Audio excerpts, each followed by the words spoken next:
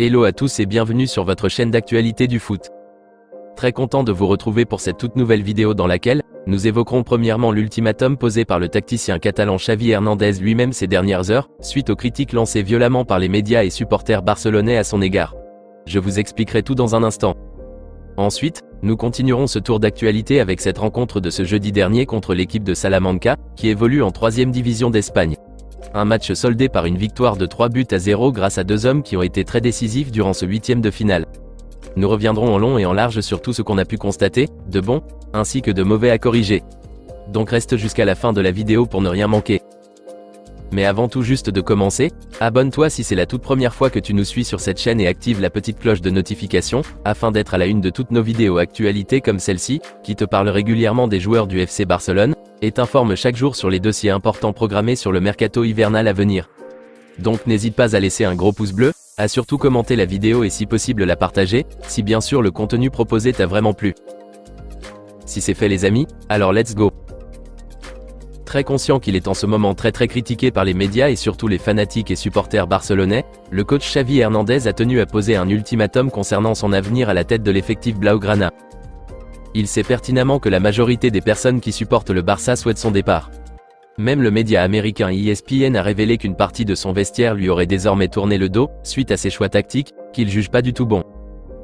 Présent ces dernières heures devant la presse catalane, le technicien blaugrana s'est exprimé sur le sujet, et s'est fixé des objectifs à obligatoirement atteindre d'ici la fin de la saison. Et au cas où ils ne seront pas atteints, alors il pliera bagage et partira de lui-même.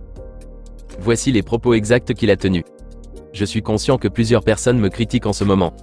Et le jour où je constaterai que mes joueurs ne me suivront plus, alors je ferai mes valises et je m'en irai de moi-même. A-t-il assuré de façon claire et directe au premier abord, avant d'ajouter ceci.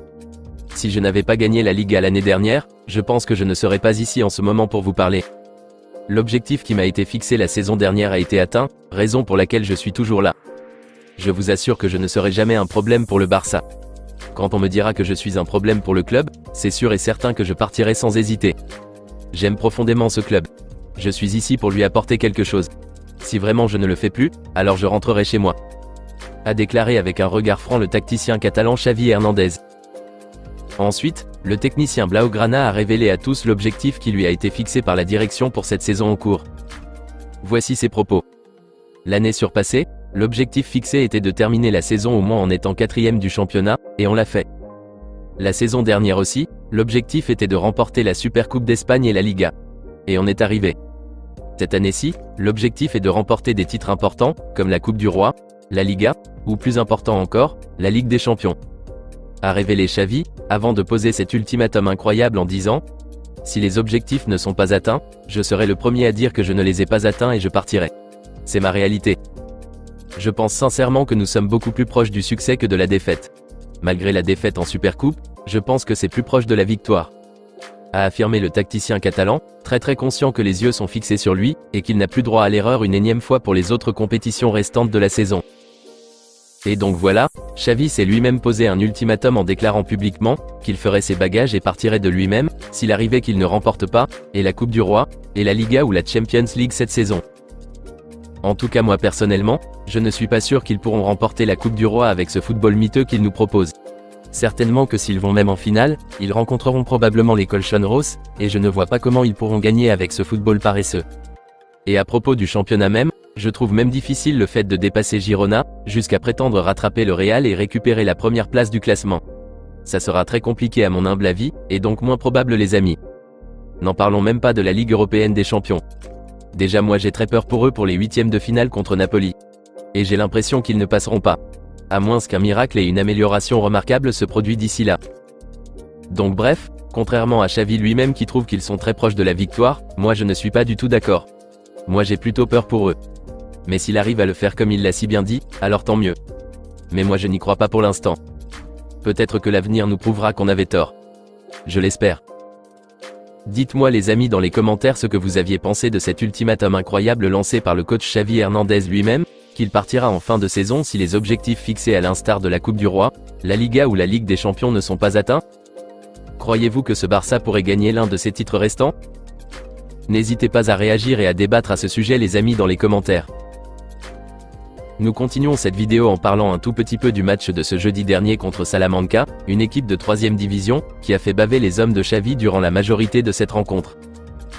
Au moins, on est un peu soulagé que le Barça s'est qualifié dans la douleur pour les quarts de finale de la Coupe du Roi, et très heureux que les merengues se soient fait éliminer par les colchoneros juste après. Au moins la soirée a été très enrichissante pour nous sur ce côté.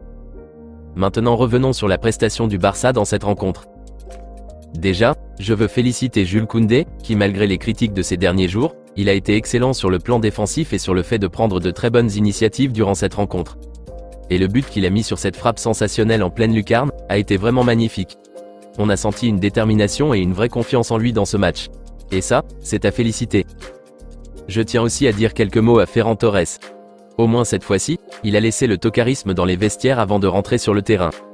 Sinon franchement, il a été pas mal dans ses prises de balles et ses tentatives de frappe pour essayer de marquer, et finalement ça s'est fait juste avant la mi-temps sur cette frappe ras de terre croisée, qui a permis à l'équipe catalane de rentrer au vestiaire avec une score de parité de 1 but partout. Donc pour ce match-ci, je laisse couler douce pour lui. On a maintenant fini avec les jolis mots. Revenons maintenant sur le fait que le Barça se fasse malmener par une équipe, je rappelle bien, de 3e division, et même mené au score avant cette action de Ferran à la 45e minute de jeu. Honnêtement les amis, c'est très honteux de la part du Barça. Qu'ils ne soient pas capables avec leur niveau, de maîtriser une équipe de 3e division, même pas de 2e, c'est vraiment grave. Très grave même. Rappelons que plus de la moitié du 11 de départ sont des titulaires de l'équipe à part les Marc Guiu, Fermín López et notre fameux Oriol Romeu. Mais malgré ça, ils ont été dominés et bien bousculés par ces petits de 3e zone. Et avec tout ça, certains me disent qu'ils ont toujours confiance que le Barça pourrait gagner la Liga et la Champions League. Ce n'est pas de la magie les amis. Tout d'abord, prenez le match que l'Atlético Madrid a joué avec le Real, comparé à notre prestation. C'est incomparable les amis.